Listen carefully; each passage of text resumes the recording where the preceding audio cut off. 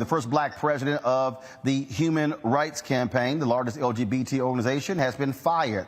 Alphonso David was fired by the board of directors after he was asked to step down. He refused. He released this statement. He said last month, first of all, the HRC says that David violated his contract because advice and counsel he was given now former governor of New York, Mario Cuomo. This is what HRC says. Last month, the Human Rights Campaign and the Human Rights Campaign Foundation Board of Directors announced a board-led investigation into Alphonso David's actions related to the New York Attorney General's report regarding the allegations of sexual harassment by former Governor Andrew Cuomo. The investigation was conducted through the executive committee of the boards, constituted their independent directors, with the assistance of Sidley Austin. Following the completion of that investigation, the HRC and HRC Foundation Board of Directors have voted to terminate Mr. David for cause, effective immediately, for violations of his contract with the Human Rights Campaign. Yesterday and today, Mr. David released a statement that included significant untruths about the investigation and his status with the organization. This morning, the HRC Board of Directors sent an organization-wide note that further elevated their efforts to confuse and distract from the truth. Now, this is from David. I debated whether to provide a response, but ultimately, even though their note offered little, their attempt to change the facts and assert things that are true was too egregious for me to stay silent.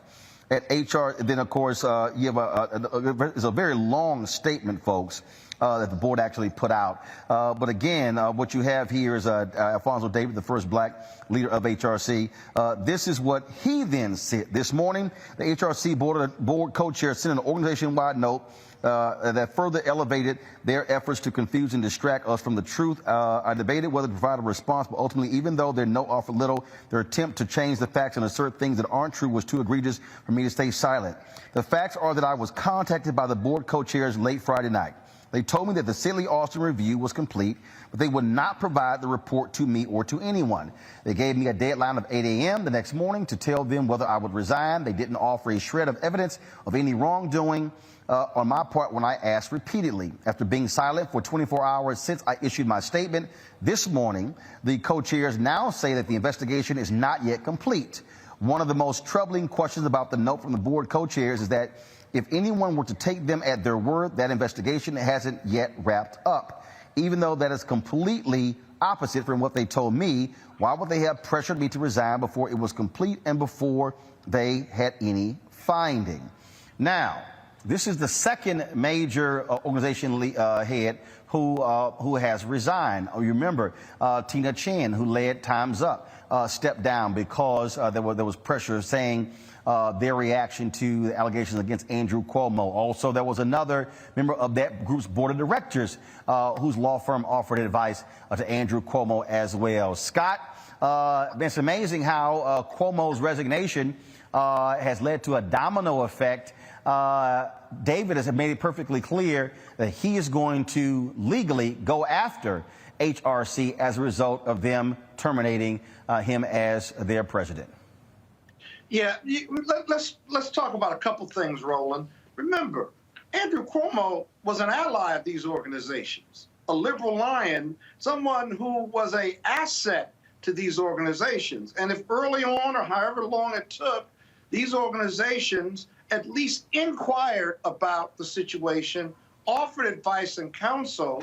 Remember, no one knew how this was going to shake out politically because the investigation from Letitia James, the AG for New York, had just begun or had not been completed. So let's put it in context and remember that the head of HRC, I believe, was the former chief of staff or general counsel to Cuomo. So you got to expect they're going to have some conversations. If it violates his contract, then the reason they fired him for cause, they've got to know what's in that report. But more importantly, if it was for cause, then I'm sure it has financial ramifications to him.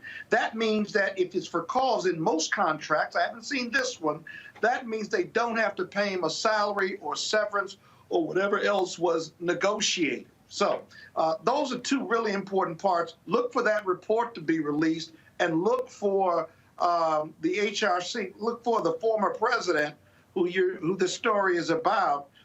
Look for him to reach some type of settlement or resolution or to litigate. And that report by Sidley and Austin, a very fine law firm, is going to come out because they've got to give a basis to him as to what was the cause for him being terminated and to not pay him his financial incentives as he leaves the organization. Teresa, it's amazing how Cuomo having to resign is impacting so many different organizations. To Scott's point, he was very much beloved by lots of liberals, and for HRC losing their first black leader. And I think we're still going to see a whole lot of this trickle-down effect. I mean, because like we all said in the beginning, Governor Cuomo was a huge, not only an inspiration, but he was a provider for many of the national organizations that was taking place in New York. So some of them had foreign-friendly relationships. Some of them had still a professional relationship. But as these relationships evolved and the investigation continued, there is still another side to it. So, I mean, I think people sort of expect when a friend of theirs that they've known for many years or through partnership or professionalism to just ignore that in time of crisis.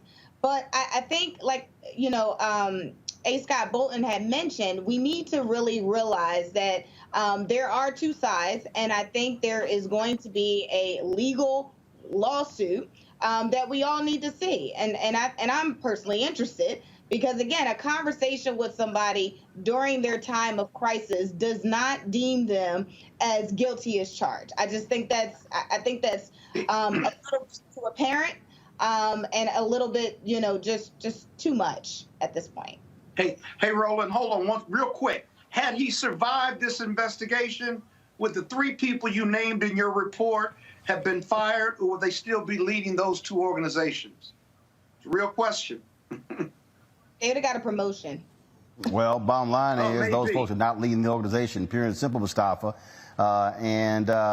Again, reading these Twitter statements of Alphonso David, he plans on going down swinging.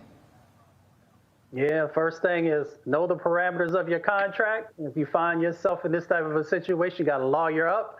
You got to get really good ones so that you can navigate the battle that's in front of you. Folks, back to our Roland Martin Unfiltered video in just one moment.